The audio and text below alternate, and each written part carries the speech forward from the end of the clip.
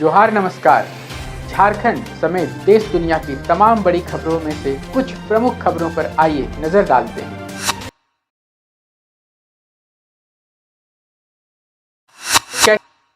जोहार दर्शकों, स्वागत है आपका आज के ताज़ा समाचार बुलेटिन में। हम आपके लिए लेकर आए हैं झारखंड और देश दुनिया की बड़ी एवं महत्वपूर्ण खबरें। तो चलिए बिना देर किए शुरू करते हैं। सबसे पहले बात झारखंड की। आज रांची में मौसम साफ और धूप वाला रहेगा, जहां तापमान 27 डिग्री सेल्सियस के आसपास स्थिर रहने से दिन में हल्की गर्मी और शाम को सुखद एहसास होगा। बारिश की कोई संभावना नहीं है, लेकिन दोपहर की तेज धूप और हल्के धुंधलेपन को देखते हुए बाहर निकलते समय सावधानी बरतना बेहतर रहेगा। झारखंड में टेंडर की विफलताओं के कारण पिछले 13 महीनों से 9 लाख अंत्योदय कार्ड धारकों को चीनी नहीं मिल पा रही है, जिससे त्योहारों के दौरान भी गरीबों की थाली से मिठास गायब है। जुलाई 2025 से चीनी के साथ साथ चना दाल और नमक की आपूर्ति भी ठप है, जिससे राज्य के करीब 2.61 करोड़ लाभार्थियों को राशन के जरूरी सामानों से वंचित रहना पड़ रहा है। झारखंड सरकार ने होली और रमजान के मद्देनजर राज्य भर में हाई अलर्ट जारी किया है, जिसके तहत सांप्रदायिक सौहार्द बिगाड़ने वाली सोशल मीडिया पोस्ट और हुड़दंगियों पर कड़ी निगरानी रखी जाएगी। प्रशासन ने पुराने विवादों वाले क्षेत्रों में अतिरिक्त पुलिस बल तैनात करने और अवैध शराब व नफरत फैलाने वाले तत्वों के खिलाफ सख्त कार्रवाई करने के निर्देश दिए हैं, ताकि त्योहार शांतिपूर्वक संपन्न हो सके। रांची नगर निगम चुनाव के बाद डिप्टी मेयर पद के लिए भाजपा, कांग्रेस और झामुमो के बीच सियासी खींचतान तेज हो गई है। जहां भाजपा अपने बहुमत वाले पार्षदों के दम पर दावेदारी जता रही है, तो वहीं विपक्षी दल भी अपने अनुभवी चेहरों को आगे कर रहे हैं। फिलहाल सभी पार्टियां अपने समर्थित पार्षदों की सूची और समीकरण दुरुस्त करने में जुटी हैं, जिस पर अंतिम निर्णय और प्रत्याशियों की घोषणा होली के बाद होने की संभावना है। उपरोक्त डेटा रांची नगर निगम चुनाव के विभिन्न वार्डों में रद्द हुए मतों इनवैलिड वोट्स की संख्या को दर्शाता है, जिसमें वार्ड 36 में सर्वाधिक 836 और वार्ड 51 में सबसे कम 237 मत रद्द हुए हैं। सूची के अनुसार कई वार्डों जैसे 34, 37 और 50 में रद्द मतों का आंकड़ा 700 के पार है, जो मतदान प्रक्रिया के दौरान मतदाताओं के बीच जागरूकता की कमी या तकनीकी त्रुटियों की ओर संकेत करता है। कुल मिलाकर वार्ड 30 से 53 के बीच और अन्य क्षेत्रों को मिलाकर कुल 26,501 मत रद्द घोषित किए गए हैं, जो चुनाव परिणामों के निर्णायक अंतर को प्रभावित करने की क्षमता रखते हैं। झारखंड कुरियर एसोसिएशन ने प्रेम मित्तल की अध्यक्षता में बैठक कर निर्णय लिया है कि होली के अवसर पर 3 और 4 मार्च को राज्य भर में कुरियर सेवाएं पूरी तरह बंद रहेंगी। बैठक में एसोसिएशन ने निकाय चुनाव के विजेताओं को बधाई देने के साथ साथ ग्राहकों से जरूरी पार्सल समय से पहले भेजने और जनता से सौहार्दपूर्ण तरीके से त्योहार मनाने की अपील की है। 15 मार्च 2026 को रांची के मोरहाबादी स्टेडियम में 16वीं सब जूनियर राष्ट्रीय हॉकी चैंपियनशिप के लिए झारखंड की महिला और पुरुष टीमों का चयन ट्रायल आयोजित किया जाएगा। इस ट्रायल में 1 जनवरी 2010 के बाद जन्मे खिलाड़ी भाग ले सकेंगे, जो अप्रैल में रांची महिला वर्ग और राजगीर पुरुष वर्ग में होने वाली राष्ट्रीय प्रतियोगिताओं में राज्य का प्रतिनिधित्व करेंगे। रांची के एल्बर्ट इक्का चौक पर रविवार को विभिन्न वामपंथी संगठनों ने ईरान और फिलिस्तीन पर अमेरिकी इजरायली हमलों के विरोध में प्रदर्शन किया और केंद्र सरकार की विदेश नीति को साम्राज्यवादी ताकतों का पिछलग्गू बताया। प्रदर्शनकारियों ने इन हमलों को जमीन और संसाधनों पर कब्जे की साजिश करार देते हुए भारत सरकार से वैश्विक शांति के लिए सक्रिय भूमिका निभाने और युद्ध रोकने के लिए हस्तक्षेप करने की मांग की।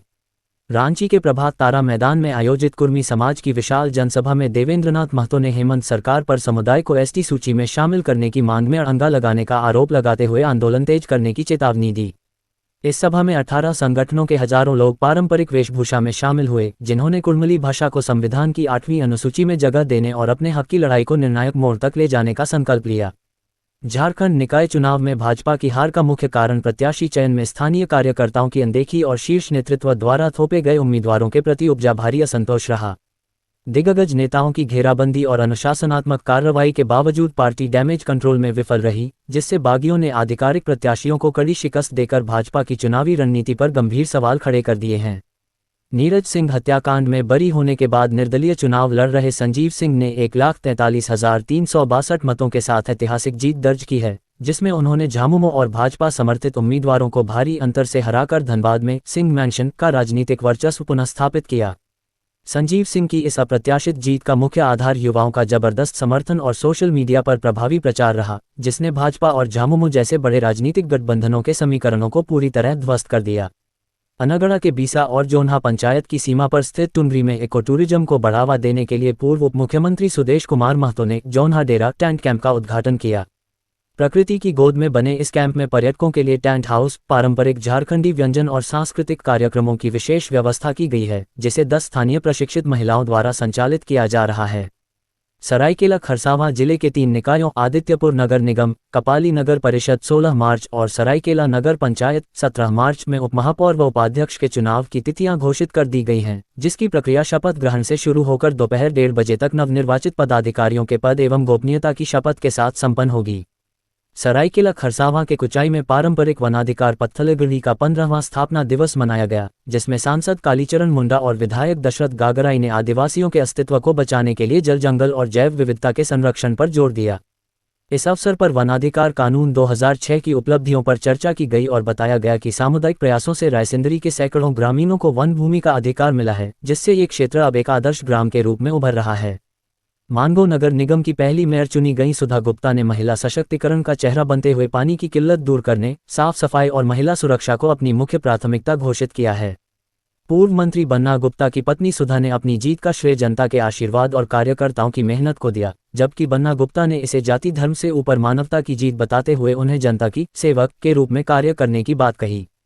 केंद्रीय कोयला राज्य मंत्री सतीश चंद्र दुबे ने आश्वस्त किया है कि देश के पास 55 दिनों का पर्याप्त कोयला स्टॉक उपलब्ध है, जिससे किसी भी बिजली संकट की संभावना नहीं है और कोल इंडिया अपने उत्पादन लक्ष्यों की ओर मजबूती से बढ़ रहा है। उन्होंने झारखंड सरकार पर कोयला चोरी रोकने और विस्थापन मामलों में अपेक्षित सहयोग न करने का आरोप लगाया। साथ ही मिशन कोकिंग कोल के जरिए विदेशों से आयात घटाने और नए लेबर कोड को मजदूर हितैषी बताया।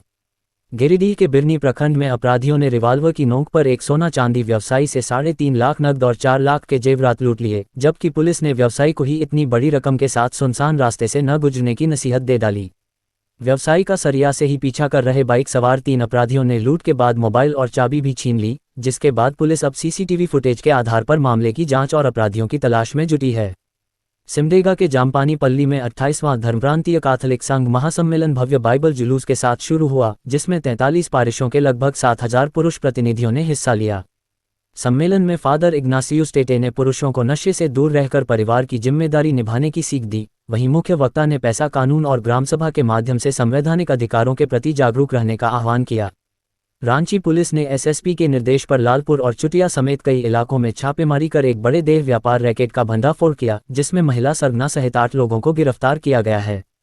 जांच में सामने आया है कि गिरोह की मुख्य सरगना दूसरे राज्यों से युवतियां बुलाकर सोशल मीडिया के जरिए नेटवर्क चला रही थी, जिसके खिलाफ पुलिस अब आगे की कानूनी कार्रवाई और नेटवर्क से जुड़े अन्य लोगों की तलाश कर रही है।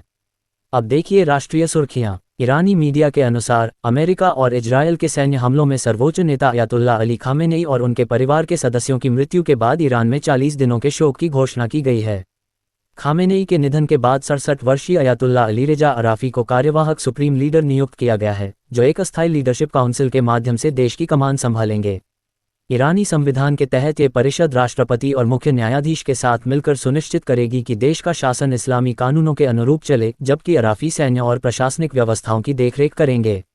ईरान इजरायल युद्ध के कारण भारत के लिए सबसे बड़ी चिंता रक्षा सौदों और कच्चे तेल की आपूर्ति को लेकर है, क्योंकि होर्मुज जलदमरूमध्य और लाल सागर जैसे महत्वपूर्ण समुद्री रास्तों में व्यवधान से पेट्रोल डीजल की कीमतें बढ़ सकती हैं।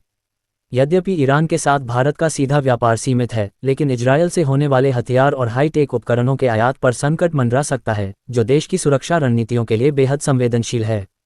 हवाई मार्ग बंद होने और माल ढुलाई लॉजिस्टिक्स महंगी होने से भारतीय निर्यातकों, विशेषकर फल और सब्जी विक्रेताओं को भारी नुकसान हो सकता है, जिसका सीधा असर आम आदमी की जेब और महंगाई पर पड़ेगा। ईरान के सर्वोच्च नेता खामेनेई की मौत के बाद भड़की जंग के बीच डोनाल्ड ट्रंप ने ईरान को अब तक की सबसे भीषण कार्रवाई की चेतावनी दी है, जबकि ईरान ने इजरायल और अमेरिकी ठिकानों पर मिसाइल हमलों के साथ जवाबी कार्रवाई तेज कर दी है। इजरायली सेना ने तेहरान के सरकारी मुख्यालयों को निशाना बनाकर हमले जारी रखे हैं। वहीं ट्रंप ने ईरानी जनता से देश की बागडोर अपने हाथ में लेने का आह्वान करते हुए इस संघर्ष को निर्णायक मोड़ पर पहुंचा दिया है। कोलकाता के ईडन गार्डन्स में भारत और वेस्टइंडीज के बीच सुपर 8 का करो या मरो मुकाबला खेला जा रहा है, जिसमें टॉस जीतकर भारत ने पहले गेंदबाजी का फैसला किया है और जीतने वाली टीम सीधे सेमीफाइनल में प्रवेश करेगी। ईडन गार्डन्स में वेस्टइंडीज के खिलाफ भारत का 100% जीत का रिकॉर्ड रहा है, लेकिन बेहतर नेट रन रेट के कारण फिलहाल वेस्टइंडीज अंक तालिका में भारत से ऊपर है, जिससे यह मैच दोनों टीमों के लिए अत्यंत महत्वपूर्ण हो गया है। पश्चिम चंपारण के बगहा में एक पागल कुत्ते ने दिन भर आतंक मचाते हुए 60 से ज्यादा लोगों को काटकर घायल कर दिया, जिससे पूरे बाजार क्षेत्र में अफरा तफरी और दहशत का माहौल बना रहा। गंभीर स्थिति यह रही कि स्थानीय अनुमंडलीय अस्पताल में एंटी रेबीज इंजेक्शन उपलब्ध नहीं थे, जिसके कारण पीड़ितों को मजबूरी में बाहर से दवा खरीदनी पड़ी और अस्पताल प्रशासन ने जिला मुख्यालय से नई खेप की मांग की है। अमेरिका और इजराइल के संयुक्त हमले में ईरानी सुप्रीम लीडर अली खामेनेई और उनके परिवार की मौत के बाद ईरान में 40 दिनों के शोक की घोषणा की गई है, जिसकी गूंज भारत के मुस्लिम समुदाय में भी भारी आक्रोश के रूप में देखी जा रही है। बिहार की प्रमुख पार्टी आरजेडी ने इस हमले की तीखी निंदा करते हुए इसे मानवता के खिलाफ अपराध बताया और कहा कि खामेनेई के निधन से भारत ने एक भरोसेमंद मित्र खो दिया है। निर्वाचन आयोग द्वारा स्पेशल इंटेंसिव रिवीजन प्रक्रिया के बाद जारी की गई नई वोटर लिस्ट में पश्चिम बंगाल समेत 11 राज्यों से 3.13 करोड़ से अधिक मतदाताओं के नाम हटा दिए गए हैं। अकेले पश्चिम बंगाल में 63 लाख से अधिक वोटरों के नाम सूची से गायब हुए हैं, जबकि 60 लाख से अधिक संदिग्ध मतदाताओं के मामले अभी भी जांच के दायरे में हैं। ये थी आज की बड़ी खबरें। अगर आप ऐसे ही अपडेट्स पाना चाहते हैं तो हमारे YouTube चैनल को सब्सक्राइब करें, Facebook पेज को लाइक करें और इस वीडियो को लाइक एवं शेयर जरूर करें। फिर मिलेंगे अगले बुलेटिन में, तब तक के लिए जोहार और नमस्ते।